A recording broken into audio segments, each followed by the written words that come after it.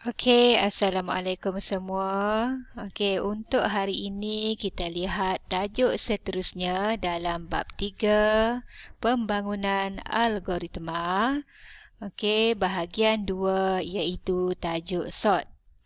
Okey, sort ialah proses mengisih atau menyusun item-item dalam suatu senarai linear mengikut urutan yang tertentu. Okey, dalam bidang pengkomputeran, sort ialah teknik yang penting untuk mendapatkan maklumat dengan cepat dan tepat. Okey, dalam bidang pengkomputeran, maknanya dalam kita menggunakan komputer, okey, teknik yang paling cepat untuk mendapat sesuatu maklumat tu adalah menggunakan teknik sort. Okey, ini adalah contoh sort dalam kehidupan kita seharian.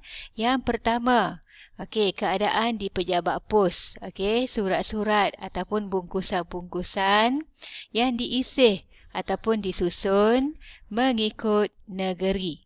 Okey, contoh yang kedua, menyusun senarai nama murid mengikut abjad. Okey, contohnya dengan menggunakan Microsoft Word. Okey, ataupun Microsoft Excel, kita dapat menyusun senarai nama murid yang berterabur. Yang berterabur tidak mengikut abjad kepada abjad ataupun mengikut abjad yang betul, sama ada menaik ataupun menurun. Okey, seterusnya yang ketiga, menyusun murid-murid ke dalam barisan mengikut rumah sukan. Ini contoh secara fizikal lah bagaimana kita susun murid-murid ke dalam barisan mengikut rumah sukan. Ada rumah sukan biru, merah, kuning. So, bagaimana cara untuk kita susun murid-murid ini ke dalam barisan mengikut rumah masing-masing. Okey.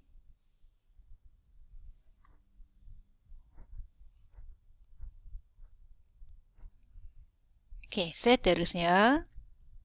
Okey, sort terdiri daripada dua jenis iaitu bubble sort dan bucket sort. Apakah maksud bubble sort dan apakah maksud bucket sort? Okey, sekarang kita tengok dulu apakah perbezaan di antara bubble sort dan bucket sort. Okey, bubble sort. Okey, bubble bermakna buih. Okey, bubble bermakna buih. Okey, bagaimanakah teknik bubble? Teknik di mana kita mengisih item dalam senarai mengikut urutan menaik ataupun menurun. Okey, yang kedua, okey, teknik ini mestilah bermula dengan membandingkan dua item pertama dalam senarai. Okey, yang ketiga, okey, sama ada item ini disusun secara urutan menaik ataupun urutan menurun. Okey, kalau mengikut urutan menaik, item pertama dan item kedua akan bertukar tempat sekiranya item pertama lebih besar daripada item yang kedua. Okey, so dia mengikut urutan. Bagaimana bubble ni, dia mesti ikut urutan. Jika urutan menaik, bandingkan nombor yang pertama dan nombor yang kedua. Jika nombor yang pertama tu lebih besar daripada nombor kedua, okey, mesti bertukar tempat. Okey, yang kedua, manakala kalau urutan menurun, item pertama dan kedua akan bertukar tempat sekiranya item pertama lebih kecil daripada item yang kedua. Okey, mengikut urutan menurun. Okey, bermakna kalau urutan menurun ni nombor daripada besar kepada yang lebih kecil. Oleh sebab itu, jika item pertama dan kedua lebih kecil, item pertama tu lebih kecil daripada item yang kedua, okey, dia akan bertukar tempat. Okey, seterusnya, Proses perbandingan dua item bersebelahan akan berulang sehingga ke item yang terakhir sehingga item tersebut disusun dalam urutan sama ada urutan menaik ataupun urutan menurun. Okey, manakala kalau bucket sort ini adalah teknik mengasingkan. Kalau bubble sort, teknik mengisih, menyusun. Tapi kalau bucket sort ni adalah teknik mengasingkan item dalam senarai tertentu ke dalam baldi. Bucket adalah bermakna baldi. Okey, item dalam baldi akan diisih dan disusun semula ke dalam senarai. Okey, senarai itu mestilah dibuat julat. Daripada nombor ini ke nombor lain, maknanya daripada nombor ni ke nombor tu mesti ada julat dia. Berapa? Okey. Yang ketiga, bilangan baldi yang diperlukan ditentukan oleh pengatur cara. Pengatur cara ni adalah orang yang mencipta ataupun membuat sistem tersebut. Okey, yang kedua, bilangan item di dalam senarai isihan. Ada berapa bilangan item dalam senarai yang hendak diasingkan mengikut julat yang tertentu. Okey. Seterusnya, kita tengok apakah bubble sort. Okey, bubble sort. Okey, kata kuncinya mestilah banding, tukar tempat dan ulang sehingga tersusun. Okey, ini adalah kata kunci bagi bubble sort. Banding, tukar tempat dan ulang sehingga tersusun. Okey, banding antara dua item yang pertama. Okey, tengok bagaimana nak susun tu ikut urutan menaik atau menurun. Mesti tukar tempat dan ulang sehingga tersusun ikut susunan sama ada menaik ataupun menurun. Okey, ini adalah contoh bagi isihan mengikut urutan menurun menggunakan teknik bubble sort. Okey, diberi satu senarai nombor iaitu 4, 1, 9, 5 dan 3.